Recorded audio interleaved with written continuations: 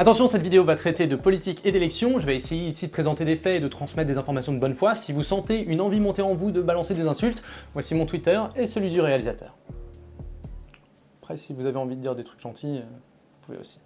Moi non plus, je ne pige rien à ce que c'est vraiment l'élection européenne. Je passe ma vie à lire la presse, même à m'intéresser aux décisions de la Commission européenne, mais honnêtement, là, je n'arrive pas vraiment à comprendre exactement pourquoi on a besoin et à quoi va servir mon opinion informée. Du coup, je me suis dit que peut-être pas mal d'entre vous sont dans la même situation, et du coup, je vais passer quelques coups de fil à des gens qui bossent en politique, je vais lire ce qu'il faut lire, et puis je vais me taper tous les débats qu'il y a à avoir. Un truc que je sais par avance, par contre, c'est on ne va pas trop parler des listes françaises, parce qu'au final, ça ne représente que 74 sièges sur les 700 et quelques, et du coup, on va se concentrer sur les enjeux de l'UE en général et de ce que les partis européens en disent. Parce que oui, il y a des partis européens. Donc ces partis européens, eux, sont composés de différents partis politiques nationaux. Le parti majoritaire lors de la dernière élection européenne, c'était le Parti populaire européen.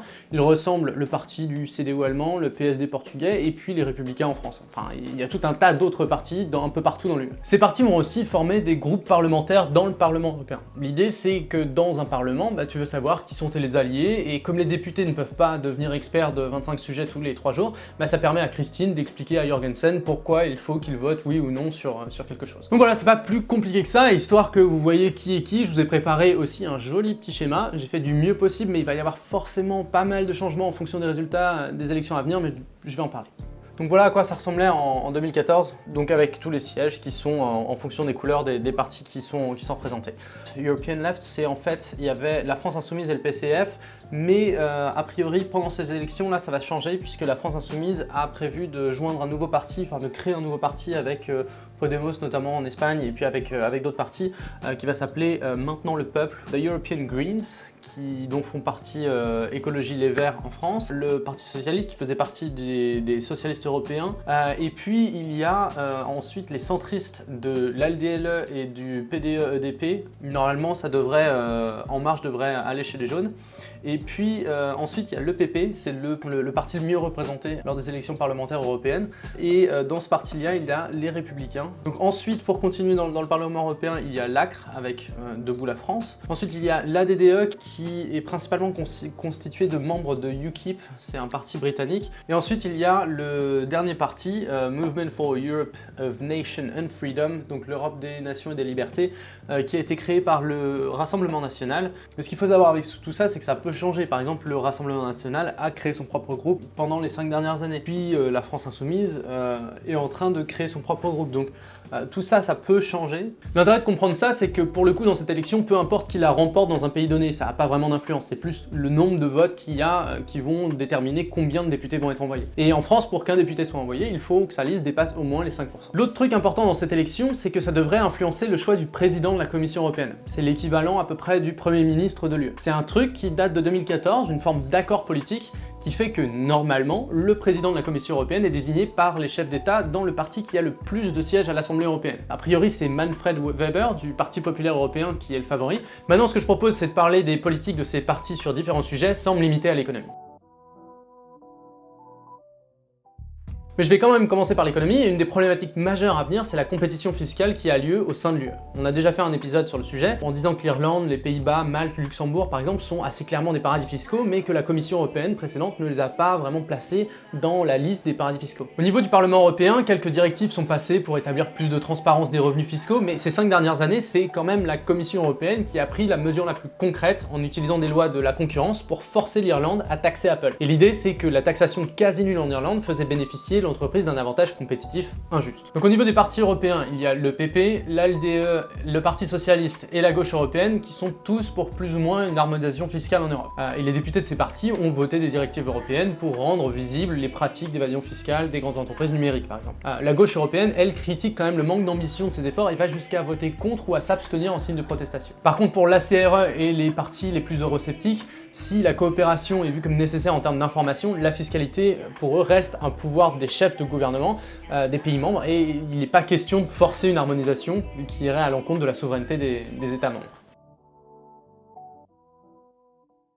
Bon, il y a une chance pour que vous ayez un avis déjà assez tranché là-dessus, mais je vais essayer de présenter les choses au niveau de l'Union européenne, encore une fois. Il y a eu une crise migratoire liée aux demandes d'asile en 2015 avec la guerre en Syrie, mais depuis 2016, le nombre de demandes d'asile a vraiment diminué. Et initialement, la Commission européenne de Jean-Claude Juncker a voulu répartir les demandeurs d'asile dans les différents pays membres avec un système de quotas. Mais si ce plan a été accepté, en fait, il n'a pas été appliqué par plusieurs chefs d'État des pays membres comme la Hongrie et la Slovaquie. Et puis les autres chefs d'État qui étaient d'accord avec le principe sont en règle générale en dessous des objectifs fixés. Après cet échec, la solution trouvée était un accord avec la Turquie. En gros, l'UE a filé 6 milliards d'euros à la Turquie depuis 2016 pour qu'elle accueille les réfugiés syriens. Et l'objectif, c'était qu'ils s'arrêtent dans ce pays plutôt que de faire la demande d'asile dans l'Union européenne. Et pour info, la Turquie est aujourd'hui et de loin le pays au monde qui accueille le plus de migrants, plus de 4 millions de personnes. Donc si vous voulez plus d'infos sur cet accord, vous pouvez commencer par les liens qui vont être en description. Et pour vous donner une idée de ce que peut faire le Parlement européen, ils ont récemment voté un budget de 10 milliards d'euros sur 2021 à 2027 pour financer l'accueil dans les pays membres qui sont principalement concernés par l'arrivée de demandeurs d'asile. Donc ça va être la Grèce, l'Espagne ou l'Italie. En termes de solutions futures, l'Alliance des conservateurs et réformistes européens insiste sur la destruction des réseaux de passeurs et de faire en sorte que les migrants restent en dehors de l'Europe. Donc les accords avec la Turquie et le nouvel accord avec la Libye qui visent également à fermer les chemins d'immigration, eux ils sont plutôt, ils suivent ce chemin-là. Au niveau de l'Europe des nations et des libertés, eux ils veulent renforcer les frontières nationales, que les solidarités entre les pays européens pourraient s'exprimer, mais dans des accords entre pays, donc des accords bilatéraux, et qu'il n'y ait pas d'agence de garde-frontières européenne. Pour le Parti populaire européen, il faut une solution européenne, donc ça passe par le renforcement des gardes-frontières européens, mais ils insistent aussi sur la responsabilité humanitaire en appelant à un grand plan d'investissement similaire au plan Marshall pour participer au développement des pays du continent africain. Au niveau de la LDE, ils veulent que le système de répartition des demandeurs d'asile fonctionne mieux, et puis ils souhaitent surtout un système européen du processus d'immigration légale, un truc qui s'appelle la carte bleue européenne, qui est un peu l'équivalent de la green card américaine. Du côté des socialistes européens, ils sont en accord avec le plan du Parti populaire européen concernant le plan Marshall pour les pays africains. Et par contre, ils demandent plus de solidarité et critiquent très vivement les chefs d'État qui ont refusé de respecter le système des quotas. Les Verts, eux, sont très critiques sur la politique actuelle. Pour eux, l'accord avec la Libye est intenable. En faisant des accords pour arrêter les flux d'immigration, l'UE soutiendrait des milices armées dans ce pays et les conditions de détention des migrants sont assez catastrophiques. Pour la gauche européenne, l'immigration est vue comme une opportunité en rappelant que l'Europe est en train de vieillir. La part de plus de 65 ans dépasse les 20% dans plus en plus de pays européens. Et là encore, il y a de la lecture sur ces différents points, donc voilà, tout est en description. Niveau environnemental, on va se limiter à une seule grosse question, c'est la production d'énergie et son émission de CO2. Pour avoir une idée de ce que peut faire le Parlement européen sur ces questions, en 2005, ils ont voté la mise en place de l'ETS, c'est le système communautaire d'échange de quotas d'émissions. Le principe rapide, c'est que chaque entreprise, ou du moins beaucoup d'entreprises, disposent d'un droit de polluer. Genre, une usine peut lâcher 50 tonnes de CO2 dans l'atmosphère en 2018. Si elle veut dépasser ça, elle doit acheter des tonnes en plus, et à une autre usine qui, elle, n'utilise pas tout son quota. Il y a eu de gros problèmes au début à base de scandales financiers avec des mafias, des meurtres en scooter dans les rues de Paris et des millions d'euros détournés. J'imagine qu'un film va sortir un jour là-dessus. Mais aujourd'hui, cette mesure semble fonctionner un peu mieux et elle donne un prix du carbone qui approche les 25 € la tonne émise. Ces 5 parties annoncent des engagements pour décarboner la production énergétique et parlent au moins d'augmenter le prix de la tonne de carbone émise. Du côté du Parti populaire européen, il se prononce pour, mais ne souhaite pas que ça se fasse trop vite pour éviter qu'il y ait des impacts économiques néfastes. La gauche, les Verts et les socialistes veulent que ça se fasse assez vite, mais avec des mesures pour éviter des conséquences sociales trop difficiles. La CRE, eux, ne veulent pas fixer d'ambitions irréalistes, et puis l'Europe des nations et des libertés, eux, votent contre les propositions qui visent à fixer des objectifs européens. Pour eux, il s'agit de la responsabilité des États, pas de l'Union européenne. Côté des Verts européens, il y a également l'engagement d'arrêter la production d'énergie nucléaire qui émet pourtant peu de CO2. C'est un sujet très controversé puisque l'idée c'est de savoir si une sortie ou une diminution du nucléaire ne retarderait pas les efforts de réduction de CO2 de l'autre côté. Et pour ceux qui s'intéressent à cette question, il y a vraiment de quoi lire en description, n'hésitez pas. Avec la crise de l'euro, le Brexit et le désintérêt de beaucoup de citoyens pour l'UE, il se passe pas mal de choses qui menacent la continuité du projet européen dans les prochaines années.